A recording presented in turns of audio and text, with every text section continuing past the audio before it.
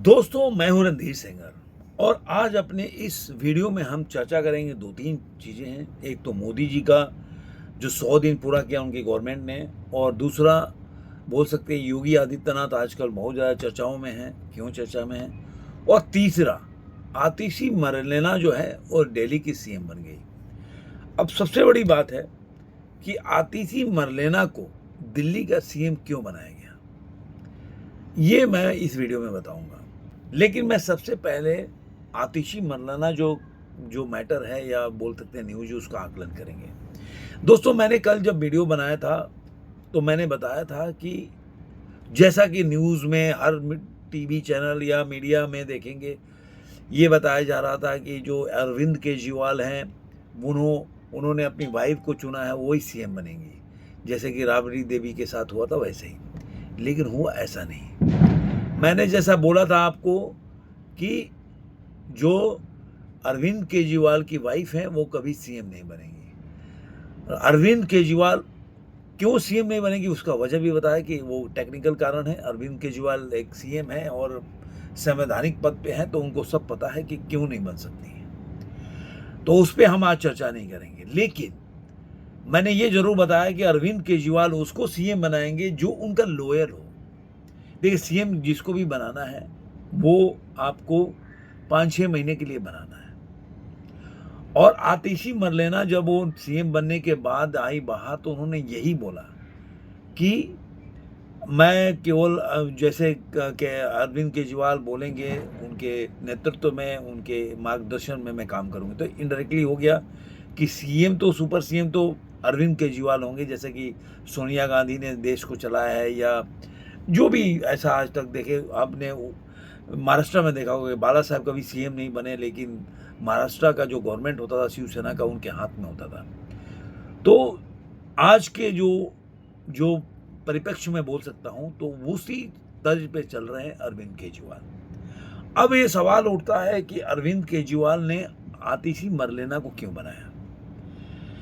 देखिए, मैंने कल भी बोला था कि आतिशी मरलेना को बनाना, एक तो पहला कि महिला है, दूसरा अरविंद केजरीवाल, एक चीज तो मानना पड़ेगा आपको कि कोई भी पार्टी, चाहे कांग्रेस हो चाहे किसी भी, आप देख लीजिए हेमंत सोरेन का जो पार्टी है अभी झारखंड में, हर पार्टी में कहीं ना कहीं टूट हुआ है। उनके बड़े बड़े लीडर छोड़ के बीजेपी ज्वाइन किए हैं, लेकिन आम आदमी पार्टी में ऐसा हुआ नहीं है, बहुत कम, और खासकर दिल्ली में तो बिल्कुल नहीं हुआ है। एक कपिल मिश्रा को हटा दीजिए, तो उसके अलावा कोई भी व्यक्ति मुझे ऐसा नहीं दिख रहा है, अगर आप लोग को लगे तो बताइएगा, कि जो आम आदमी पार्टी छोड़कर बीजेपी को ज्वाइन किया हो। तो इतना तो जरूर मानते हैं कि अरविंद केजरीवाल की अपने पार्टी पे बहुत पकड़ स्ट्रांग है, और ये चीजें कांग्रेस को सीखना चाहिए। आज इतना चीज बिना चीफ मिनिस्टर के दिल्ली चलती रही, इतना मतलब उन पे जेल गए सारे लोग, लेकिन पार्टी में कोई टूट नहीं हुआ। देखिए, विपक्ष कोई भी बोलता रहे, विपक्ष में बीजेपी है तो बोलेगी कि आपस में आतिशी मरलेना को जब चुना गया तो बहुत सिर फुटा हुआ, वो सब विपक्ष वाले बोलते रहे। और मैं ये भी मानता हूं कि अंदर कुछ ना कुछ हुआ रहेगा, लेकिन एंड ऑफ द डे जब केजरीवाल ने प्रस्ताव उनके नाम का किया, आतिशी का, तो सब लोगों ने समर्थन किया ध्वनि मत से, किसी ने भी एक ने अपोज नहीं किया। जो मोहनलाल है या मदन लाल, पता नहीं नाम थोड़ा सा मिस्टेक हो रहा हूँ, आम आदमी पार्टी के एमएलए हैं, उन्होंने ये जरूर बोला कि जो ये लोग पहले कि 1-to-1 फेस-टू-फेस मीटिंग कर रहे हैं, कई लोगों के नाम पे चर्चा हो रहा है, हर लोगों ने अपना नाम बताया कि कौन सीएम होना चाहिए, लेकिन उन्होंने ये बोला कि नहीं, ऐसा नहीं हुआ, केवल आतिशी मरलेना का नाम पे ही चर्चा हुआ। अरविंद केजरीवाल ने उनके नाम को प्रस्तावित किया और सारे लोगों ने उसका समर्थन किया। तो अरविंद केजरीवाल, एक तो अपनी, उनके पास टाइम नहीं है। पहला चीज मैंने कल भी बताया था कि आप दिल्ली में चुनावी दंगल शुरू होने वाला है, तो अगर अरविंद केजरीवाल सीएम रहते तो कुछ कर नहीं पाते, ना उनकी सरकार कुछ नहीं कर पाती। जैसे आज के टाइम में कोई फ्री वीज ऐलान हो जाए तो दर्शक जो वोटर होते हैं वो टूट जाते हैं। आपने यूपी में देखा होगा कि 4 गारंटी चला उससे कितना मतलब विपक्षी दलों को जो बोल सकते हैं जो गठबंधन के लोगों को फ़ायदा हुआ। तो इस तरह के आजकल चलते हैं, आप हिमाचल में देख लीजिए, इस चीज़ की वजह से आज देखिए महाराष्ट्र में भी बीजेपी गवर्नमेंट ने इस तरह के फ्रीवीज का ऐलान किया, क्योंकि आज के टाइम में कोई भी इस बहती गंगा में अपना हाथ धोना चाहता है, कोई भी नहीं चाहता कि इससे परे होकर चुनाव हार जाए। तो सब लोग चाहते हैं कि कैसे भी हमने को चुनाव जीतना है। हिमाचल प्रदेश में ऊट पटांग उन्होंने वादे किए, जिसकी वजह से आज देखिए हिमाचल प्रदेश की जो बजट है, आज उन्होंने मुख्यमंत्री ने ऐलान किया कि भाई लोगों को 2 महीने की सैलरी नहीं लेनी, लेकिन 2 महीने की सैलरी से होने वाला क्या है, ये आपके विवेक पे छोड़ता हूँ, क्योंकि अगर मैटर वो नहीं है उस पर हम चर्चा नहीं करेंगे। तो कहने का क्या मतलब है कि आज कोई भी आदमी सीएम बनेगा तो उसको 2-3 महीने में ऐसे कोई कार्य करना पड़ेगा जिससे कि एक लोअर मिडिल क्लास बोल लीजिए, मिडिल क्लास बोल लीजिए, उनको फ़ायदा हो। जैसे पहले उन्होंने चलाया कि बिजली पानी फ्री, उसके बाद उन्होंने बस फ्री चलाया, तो अब क्या, नेक्स्ट क्या? क्योंकि देखिए हर लोग बोलते हैं कि नहीं फ्री नहीं चाहिए, लेकिन जब फ्री मिलता है तो सब लोग उससे बहुत ज़्यादा प्रभावित हो जाते हैं। अब भले वो लोग फिर नहीं देखते कि दिल्ली में सड़कों की व्यवस्था क्या है, कितनी बसें उन्होंने खरीदा, स्कूल का क्या व्यवस्था है, जो उन्होंने अपना जो मोहल्ला कॉलोनी का क्या, उसका क्या स्टेटस है, क्या उसकी स्थिति है, उससे जनता को कोई मैटर नहीं होता। वो अंत में वहीं पे जाते हैं कि जो उनको उस समय टेम्पररी उनको क्षणिक लाभ मिल गया, तो उस पर कई वोट लोग दे देते हैं। तो इसलिए अरविंद केजरीवाल के पास समय कम था, तो ऐसे व्यक्ति को बनाना था पहला, जो कुछ 2-3 महीना में ऐसे कार्य कर सके जिससे कि वोटर को लुभा सके। दूसरा, वो अपने को फ्री करना चाहते थे। हरियाणा में भी चुनाव है, दिल्ली में भी चुनाव होगा, और हरियाणा में भी वो लड़ना चाहते हैं, तो अब वो फ्री होकर प्रचार कर सकते हैं। क्योंकि अगर देखिए, अगर मुख्यमंत्री रहते तो एक तो काम करने का दबाव होता था, कुछ ना कुछ तो उनको दिल्ली में ऐसे कुछ फ्री देना था, तो वो उसी में व्यस्त हो जाते, फिर हरियाणा में प्रचार नहीं कर पाते और दिल्ली में भी उस तरह प्रचार नहीं कर पाते।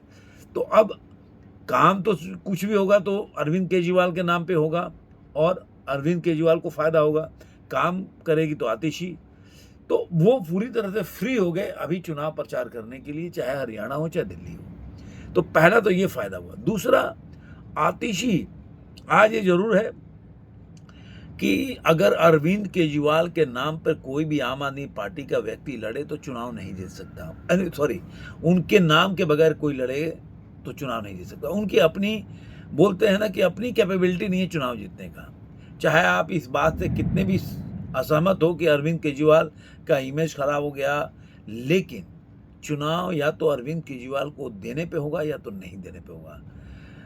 लोग कैंडिडेट, जैसे मोदी जी को लोग वोट देते हैं तो मोदी जी के नाम पे देते हैं, या तो उसके विरोध में देंगे या उसके पक्ष में देंगे। वही आप देखा जाए तो दिल्ली में वही स्थिति अरविंद केजरीवाल के नाम पे है। न संजय सिंह जीत सकते हैं, न मनीष सिसोदिया, कोई भी नहीं जीत सकता। वो जानते भी हैं इन चीज़ों को। तो अरविंद केजरीवाल पूरी तरह फ्री हैं प्रचार करने के लिए, और आतिशी भी जानती हैं कि वो अरविंद केजरीवाल के नाम के अलावा नहीं जीत सकते। तो ये एक बहुत बड़ा, बोल सकते हैं कि जिसकी वजह से आज के टाइम में अभी तक 10 साल के शासन चलाने के बाद भी अरविंद केजरीवाल के आम आदमी पार्टी में आपको कोई टूट नहीं देखेगा, जैसे कि कांग्रेस में या शिवसेना या कितने ऐसे पार्टी मिलेंगे जिसमें आपको टूट देखने को मिला है, लेकिन इस पार्टी में टूट देखने को नहीं मिला। जैसे कि बीजेपी के 2024 के चुनाव के बाद कुछ ऐसे, बोल सकते हैं कि बातें निकलने लगी, जो कि 2024 के चुनाव के पहले लोग अपना व्यक्तिगत भावना व्यक्त नहीं करते थे, जो कि पार्टी के लाइन के बिल्कुल विरुद्ध थी, अब होने लगी। तो हो सकता है अब जो चुनाव के में अगर वो सीट जिस तरह से केजरीवाल पहले जीत के आए नहीं आए और वो सरकार नहीं बना पाए या कांग्रेस के साथ मिल के बना लें, तो केजरीवाल के पार्टी में तब ऐसे, बोल सकते हैं, विद्रोह हो सकता है या आपस में सिर फुटौल हो सकता है। लेकिन जो मोदी के साथ हो रहा है वही केजरीवाल के साथ भी होगा। पहला चीज, अब इसके लिए मैंने आपको पहले भी बोला, इसीलिए केजरीवाल ने इस्तीफा दिया और रिजाइन करने का, कि केजरीवाल, मैं कह रहा हूं कि आज के कंटेम्प्रेरी जो भी पॉलिटिशियन है उनमें केजरीवाल की सोचने का जो तरीका है ना, वो अलग लेवल का है। उसको कंट्राडिक्ट करना या उसको काटना बीजेपी के। आज देखिए बीजेपी को जितना उन्होंने यूपी में डेंट किया कि योगी आदित्यनाथ को हटाया जाएगा, आज भी चल रहा है और ये बहुत ज़्यादा बीजेपी को नुकसान किया है उत्तर प्रदेश में। तो केजरीवाल को पता है कि कब क्या करना है। अब आखिरी उनकी लड़ाई दिल्ली में है, देखते हैं उसमें कितनी सफलता हासिल होती है, पहला चीज़। दूसरा हम आते हैं, मैंने आपको बोला कि जैसे कि नरेंद्र मोदी ने अपना 100 दिन का कार्यकाल का क्या क्या कार्य किया उन्होंने, वो सब आपने जिक्र किया अभी। ये जो मोदी समर्थक थे उनके दिमाग में था कि इतने दिन तक मोदी जी क्यों चुप हैं। उन्होंने बताया ये चीज़ भी कि लोग सोच रहे थे कि मोदी जी क्यों चुप है, कि वो कुछ बोल नहीं रहे हैं और उनके विरोधी उनका अपमान कर रहे थे। ये सब चीज़ें वो खुद बोले। ये आपके भी ज़हन में आता होगा कि मोदी जी क्यों चुप हैं। लेकिन मैं 2-3 दिन पहले वीडियो बनाया था, मैंने बताया था कि मोदी जी ने अपना स्ट्रेटेजी चेंज कर दिया है। अब वो जियो पॉलिटिक्स के देख रहे हैं और देखिए वो सारा एजेंडा वही हो रहा है जो मोदी जी चाहते हैं। आप पूरा 4 स्टेट 5 स्टेट उठा दीजिए, बुलडोजर हर स्टेट में चल रहा है। और एनआरसी भी आप देखिए कि एनआरसी के लिए जो वहाँ के आधार कार्ड के लिए लिंक करने के लिए एनआरसी को बोला हेमंता ने, तो वो भी एक एजेंडा है एनआरसी वाला, वो भी चल रहा है। तो सारा एजेंडा धीरे यूसीसी पे चल ही रहा है। तो सब धीरे धीरे एजेंडा आप देखेंगे कि मोदी जी का ही एजेंडा हर स्टेट में चल रहा है। कोई भी आज के टाइम में भी ऐसा नहीं है जो पूरी तरह से मोदी जी के विरोध में जाकर और कोई एजेंडा चला ले। तो कहीं ना कहीं ग्रीन सिग्नल होगा सेंट्रल गवर्नमेंट नरेंद्र मोदी की तरफ से। इसलिए इतना आक्रामक होकर, चाहे यूपी की सरकार हो, यूपी की सरकार तो चलिए अपने से आक्रामक रही है, लेकिन एमपी में जो बुलडोजर चल रहा है, राजस्थान में चल रहा है, या आप देख सकते हैं कि अपने हेमंता भी वैसे ही है, मतलब हेमंता का भी पहले था, लेकिन ये 2-3 जगह पे जो बुलडोजर चला और अभी देखे होंगे गुजरात में जिस तरह से चला, वो अपने आप में दर्शाता है कि कहीं ना कहीं दिल्ली के तरफ मोदी जी की तरफ से ये ग्रीन सिग्नल मिला है। और मोदी जी ने अभी कल या परसों के एक मतलब रैली था, उसमें उन्होंने बोला कि लोग सोचते हैं कि मोदी को दबा दिया जाएगा और मोदी झुक जाएगा और मोदी को मैनिपुलेट किया। तो उन्होंने बोला ये मोदी है, इसको आप दबा के कार्य नहीं करा सकते। मोदी अपने मन के हिसाब से काम करता है, वही करेगा। मतलब उन्होंने इनडायरेक्टली ये जवाब भी दे दिया कि मोदी जो, हमें वो लाइन बाय लाइन उनके वर्ड को नहीं बता पा रहा हूँ, लेकिन उन्होंने क्लियरली बोला कि जो लोग सोच रहे, जो लोग बोल रहे थे कि 240 आ गया इसलिए दबाव होगा किसी उनका, उसका उन्होंने जवाब दिया कि कोई भी इस चीज़ को गलतफहमी में न ले। मोदी वही करेगा जो करता है, कोई उसको दबा के, कोई मैनिपुलेट करके कार्य नहीं करा सकता। ये मोदी है, उन्होंने सीना ठोक के बोला ये बात, ऐसे करके बोला था। तो ये चीज़ें जो हैं आपको दिखने वाली है और आप देख लीजिए धीरे धीरे जो आपको ये सब धीरे धीरे टर्निंग पॉइंट। एक टाइम में आपसे 1 महीना पहले आपने देखा होगा कि बीजेपी बहुत डिफेंसिव थी, लेकिन आज के टाइम में बीजेपी बहुत ही ऑफेंसिव है और उसका नैरेटिव भी सही चल रहा है। उसका मतलब जैसे नैरेटिव क्रिएट हुआ, और ये बोल सकते हैं कि योगी आदित्यनाथ से शुरू हुआ, चाहे वो, अब उस पर बाद में चर्चा करेंगे हम भी। तो उस हिसाब से और बीजेपी जो है अब फ्रंट फुट पे खेल रही है। जो पहले 240 की वजह से लग रहा था कि वो थोड़ा बैकफुट पे थे, अब वो फ्रंट फुट पे हैं। आपको देखिए कहीं भी कोई भी विपक्षी दल हो, सब फंसे हुए हैं। चाहे उत्तर प्रदेश में अखिलेश यादव, जो 2 ही आदमी बहुत उछल रहे थे, एक राहुल गांधी, तो दोनों आदमी बहुत बुरी तरह से फंसे हुए हैं।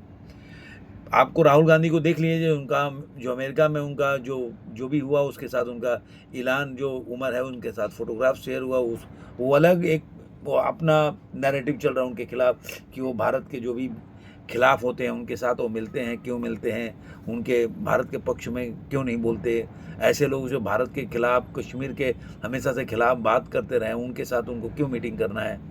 तो ये सब चीज़ें हैं, उनमें 2-3 लोगों में करे, एक ही नहीं है, केवल इलान उमर नहीं है, बहुत लोग हैं उसमें। तो ये चीज़। तीसरा मैंने आपको बोला था योगी आदित्यनाथ,